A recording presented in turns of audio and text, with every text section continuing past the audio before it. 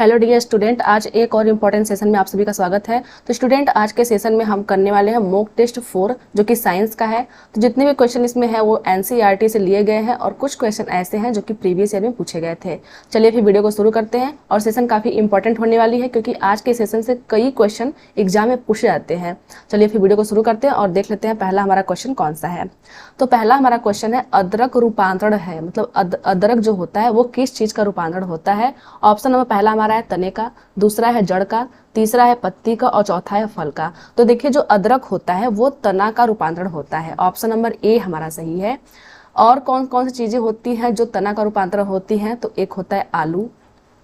आप लोग एग्जाम्पल याद रखेंगे, आलू हो गया, हल्दी हो गया, हल्दी, और क्या हो गया, प्याज हो गया, प्याज, लहसुन, लहसुन, ये आपका क्या हो गया। इतनी जो चीजें होती हैं वो तना होती हैं। जड़ की बात करें तो देखिए ये जो क्वेश्चन है होता है काफी बार पूछा जाता है कि कौन कौन सी चीजें हैं जो जड़ के फॉर्म में होती हैं। तो जो मूली होता है, मूली भी जमीन के अंदर होता है लेकिन ये जड़ है। गाजर हो गया, सलगम हो गया, चुकंदर, टैपियोका,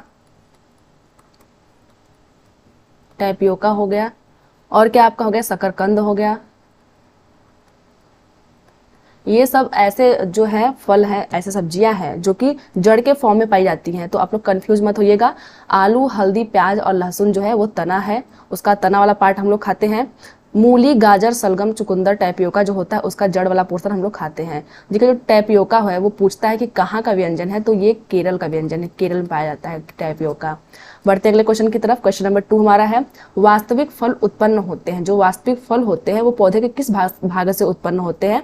ऑप्शन नंबर ए हमारा है अंडाशय से, दूसरा है थैलेमस से, तीसरा है पंखुड़ी से और चौथा है बाह्यदल से। तो देखिए जो फल होते हैं वो अंडाशय से प्राप्त होते हैं। वास्तविक जो फल होते हैं वो अंडाशय से प्राप्त होते हैं। ऑप्शन नंबर ए हमारा सही है। वहीं अगर बीज की बात करें, जो बीज होता है वो किससे प्राप्त होता है, तो ये आपका प्राप्त होता है बीजांड से।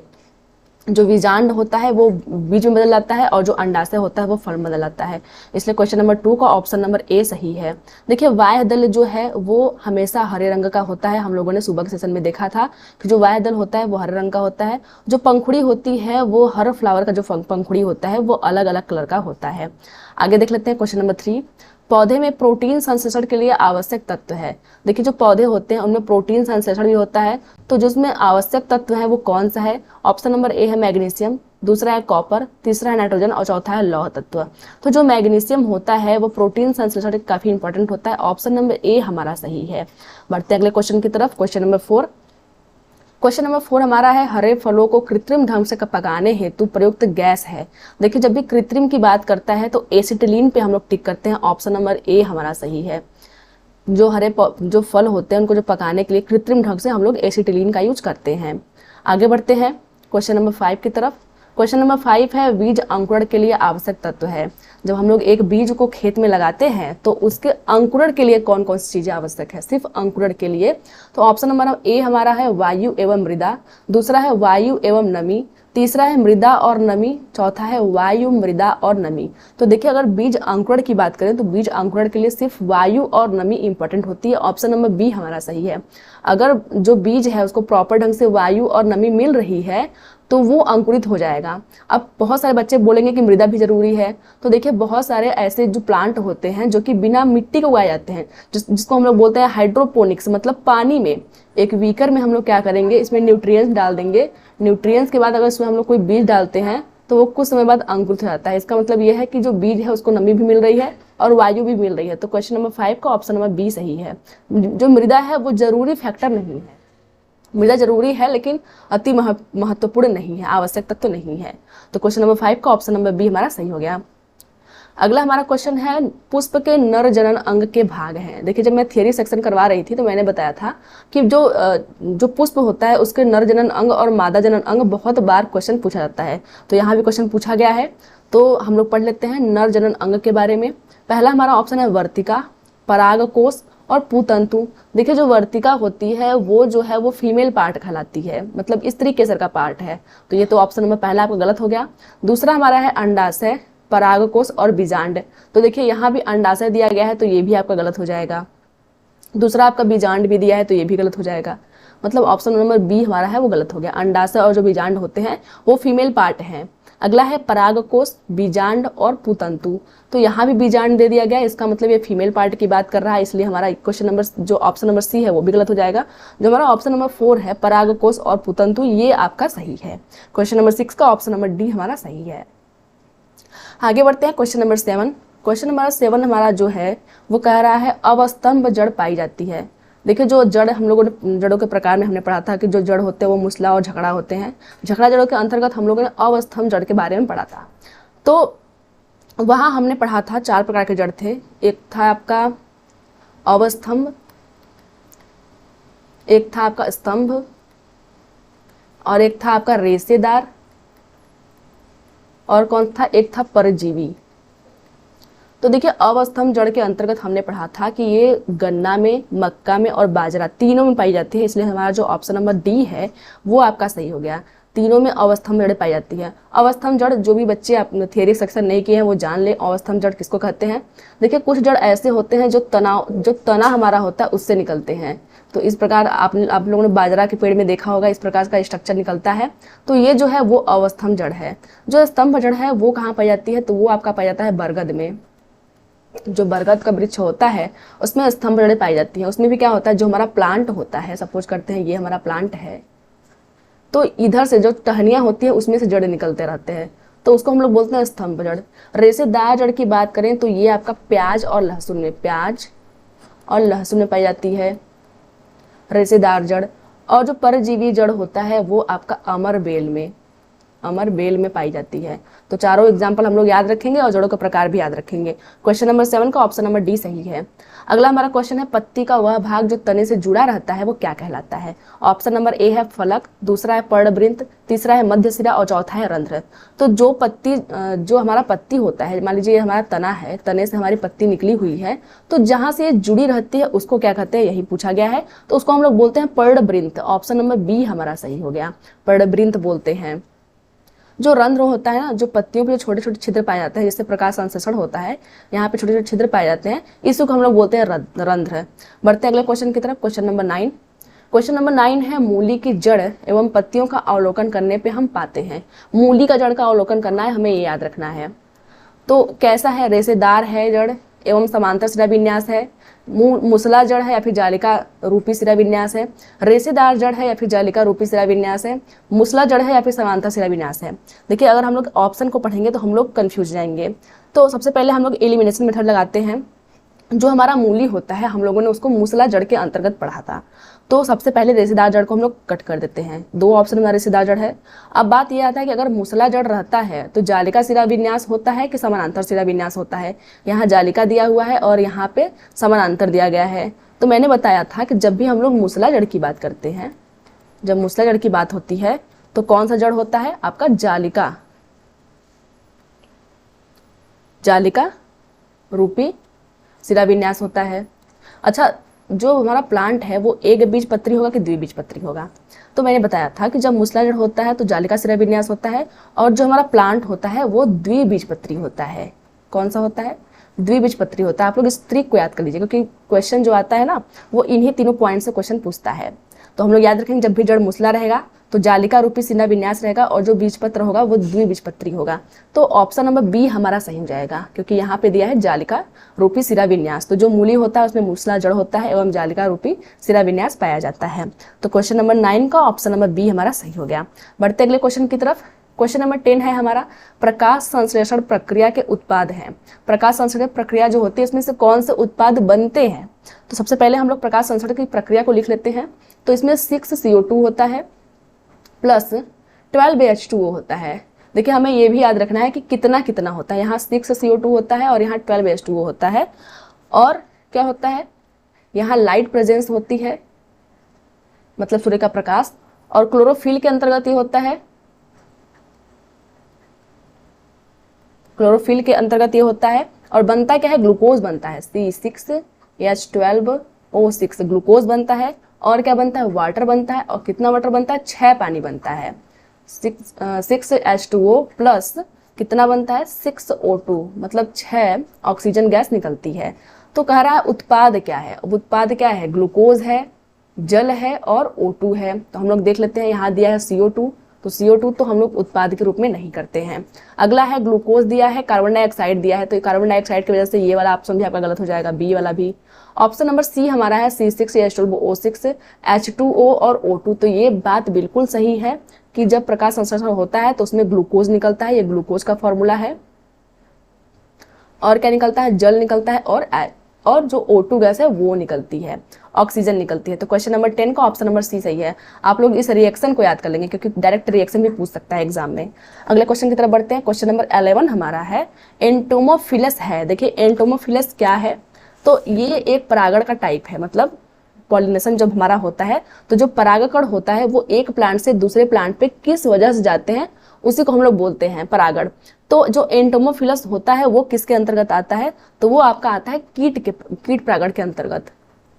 कीट जब कोई भी परागकण को जब एक कीट दूसरे पेड़ पे लेके जाता है तो उसको हम लोग बोलते हैं एंटोमोफिलस। आप लोग इसको याद रखेंगे। बात करते हैं वायु परागण की। तो देखिए जो वायु परागण होता है उसको हम लोग क्या बोलते हैं, उसको हम लोग बोलते हैं एनीमोफिलस। इसको भी आप लोग याद रखेंगे। जंतुओं द्वारा बात करें तो हम लोग इसको बोलते हैं जूफिलस।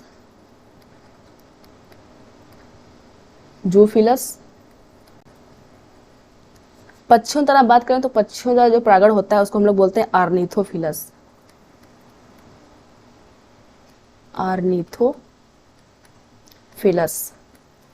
ये हम लोग बोलते हैं। अगर बात करें जल परागण की, अगर जल द्वारा परागण होता है, जल परागण, उसको हम लोग क्या बोलते हैं, तो उसको हम लोग बोलते हैं हाइड्रोफिलस।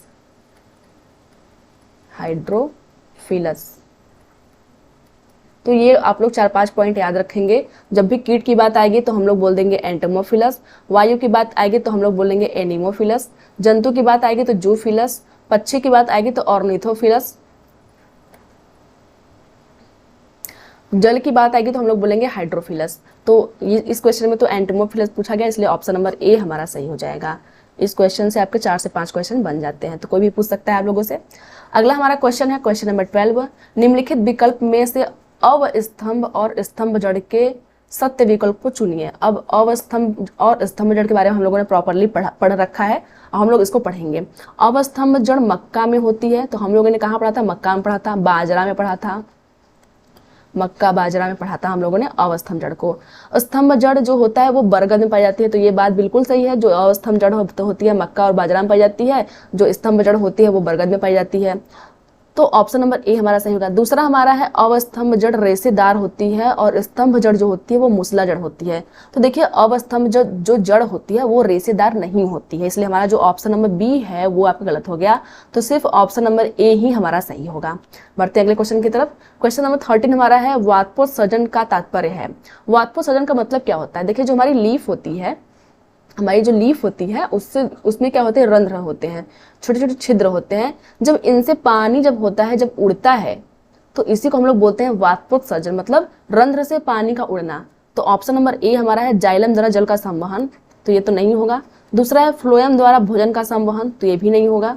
तीसरा होता है जड़ द्वारा जल का अवशोषण, तो ये भी नहीं होगा। चौथा है पत्तियों से जल का वाष्प के रूप में निकलना, तो ऑप्शन नंबर डी हमारा सही है। देखिए जो तीनों पॉइंट है ना वो भी आपके काम की पॉइंट है, क्योंकि यहाँ दिया है जाइलम द्वारा जल का संवहन, तो ये बात बिल्कुल सही है। जो जल होता है उसका संवहन जाइलम ही करता है। दूसरा हमारा ऑप्शन है भोजन का संवहन, तो जो भोजन होता है उसका जो संवहन होता है वो फ्लोएम द्वारा ही होता है। तीसरा है कि जड़ द्वारा जल का अवशोषण, जड़ का जो जल का जो अवशोषण होता है वो जड़ द्वारा ही होता है, लेकिन वाष्पोत्सर्जन इन तीनों को नहीं बोलते हैं। वाष्पोत्सर्जन बोलते हैं पत्तियों द्वारा जल का वाष्प के रूप में निकलना, इसलिए हमारा ऑप्शन नंबर डी सही है। अगला हमारा क्वेश्चन है पादपों एवं वृक्षों में पानी ऊपर तक चूसड़ कर्षण खिंचाव के कारण पहुंचता है, निम्नलिखित में से किस परिघटना के कारण यह चूसड़ कर्षण होता है। तो देखिए जब जो हमारा प्लांट होता है उसमें जब जो पानी होता है वो जड़ द्वारा अवशोषित होता है। जो जड़ होता है उसके मूल रोम द्वारा जो पानी और खनिज लवण होते हैं वो अवशोषित होते हैं। तो ये जो जाइलम हमारा होता है, जाइलम जो होता है वो पानी को लेके जाता है और पत्तियों तक पहुंचाता है।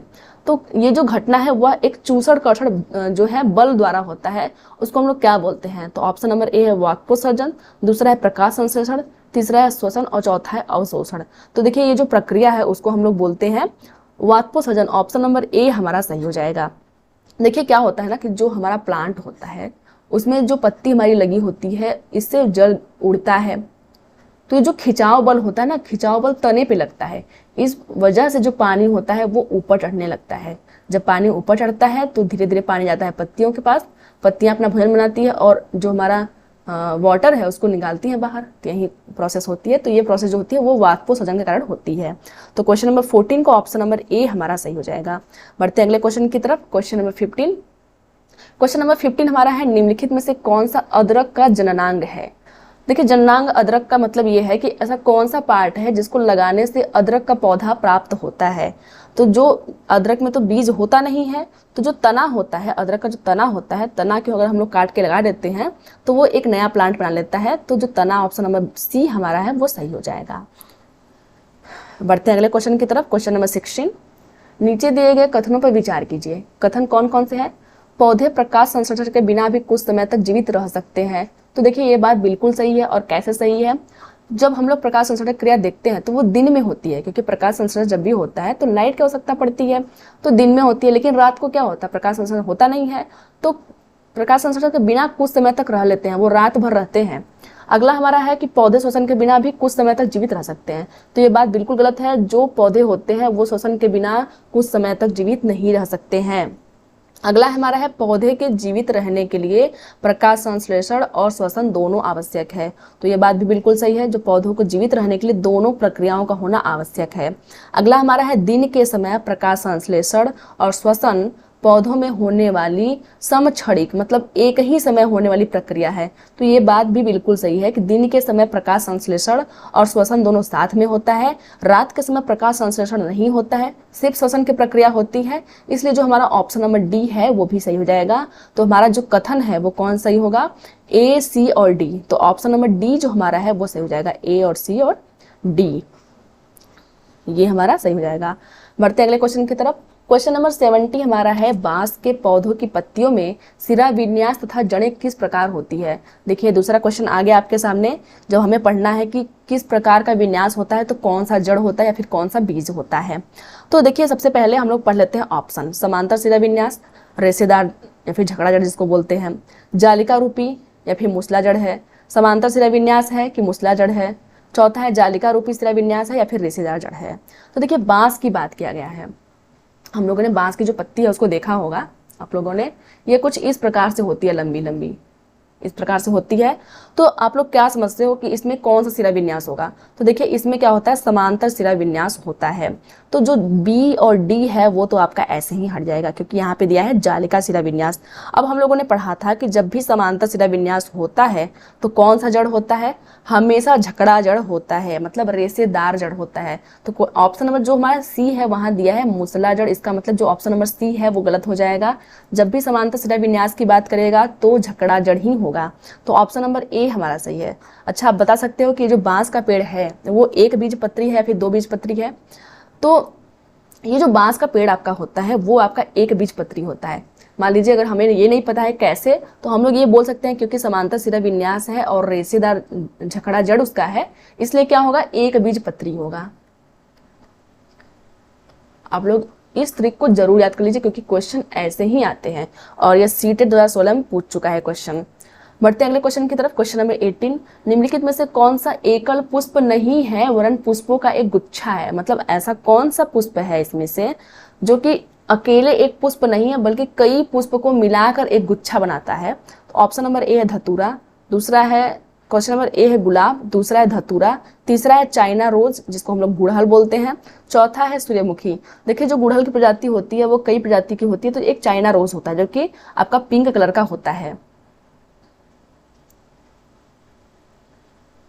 ये क्या होता है? आपका पिंक कलर का होता है और इसमें क्या होता है? कई जो कलियां होती हैं वो एक साथ लगी होती हैं, कई कलियां जो होती हैं एक साथ लगी होती हैं, बिल्कुल एक गुच्छा टाइप का बनाती है ये चाइना रोज जो होता है। तो हम लोग इसी को बोलेंगे ये जो एकल पुष्प नहीं है जबकि पुष्पों का गुच्छा है। ऑप्शन नंबर सी हमारा सही हो जाएगा। बढ़ते हैं अगले क्वेश्चन की तरफ। क्वेश्चन नंबर 19 हमारा है, यदि आप किसी घास के पौधों को सावधानी पूर्वक उखाड़ कर उसकी जड़ों और पत्तियों का परीक्षण करें तो आप पाएंगे कि इसमें, अब देखिए फिर से ये तीसरा क्वेश्चन आ रहा है जड़ों और विन्यास के ऊपर। अगर घास की बात कर रहा है, घास को उखाड़ के देखना है कि उसकी जो जड़ें होती हैं और जो विन्यास होता है वो कैसा होता है। तो देखिए सीधे सीधे बात करते हैं बिना ऑप्शन को पढ़े। घास है तो उसमें समांतर सिरा विन्यास पाया जाएगा। तो ऑप्शन नंबर जो हमारा ए है यहाँ दिया है समांतर सिरा विन्यास और डी में दिया गया है समांतर सिरा विन्यास। अब बात यह आता है जब समांतर सिरा विन्यास होता है तो जो जड़ होता है वो कैसा होगा। तो जो हमारा जड़ होता है वो क्या आपका होगा, जो जड़ होता है वो आपका होगा रेशेदार। ठीक है, तो यहाँ पे मूसला जड़ दिया हुआ है और यहाँ पे दिया है रेशेदार। तो ऑप्शन नंबर डी जो है वो सही हो जाएगा, रेशेदार जड़ होगा और समांतर सिरा विन्यास होगा। तो क्वेश्चन नंबर 19 का ऑप्शन नंबर डी सही है। अगले क्वेश्चन की तरफ बढ़ते हैं। क्वेश्चन नंबर 20, नीचे दिए गए कौन से पद में पुष्प के मादा भागों को संगठित करते हैं। देखिए इसके पहले जो क्वेश्चन आया हुआ था वो था कि मेल पार्ट कौन कौन सा है और यहाँ पूछा है फीमेल पार्ट कौन कौन सा है। तो पढ़ लेते हैं। पहला हमारा है वर्तिकाग्र, अंडाशय और पुंकेसर। तो वर्तिकाग्र और अंडाशय तो फीमेल पार्ट होते हैं लेकिन जो पुंकेसर होता है वो मेल पार्ट होता है, इसलिए ऑप्शन नंबर ए जो है वो हमारा गलत हो जाएगा। दूसरा है वर्तिकाग्र, अंडाशय और वर्तिका, ये बिल्कुल सही है, ऑप्शन नंबर बी हमारा सही हो जाएगा। ये जो तीनों हैं वो एक फीमेल पार्ट के जो है फीमेल बॉडी है उसके पार्ट हैं। अगला हमारा है पुंकेसर, तो पुंकेसर जो है मेल में पाया जाता है। चौथे में भी हमारा पुंकेसर दिया गया है, ये भी मेल में पाया जाता है। तो क्वेश्चन नंबर 20 का ऑप्शन नंबर बी हमारा सही है। तो फ्रेंड्स ये तो थी आज की वीडियो। आई होप कि आज के 20 क्वेश्चन आप लोगों को काफी समझ में आए होंगे, कुछ कॉन्सेप्ट आपके होंगे जो क्लियर हुए होंगे। अगर वीडियो आपको पसंद आती है तो वीडियो को लाइक जरूर कीजिएगा, नए हो तो चैनल पर सब्सक्राइब कर लो। मिलते हैं फिर किसी वीडियो में, तब तक के लिए धन्यवाद।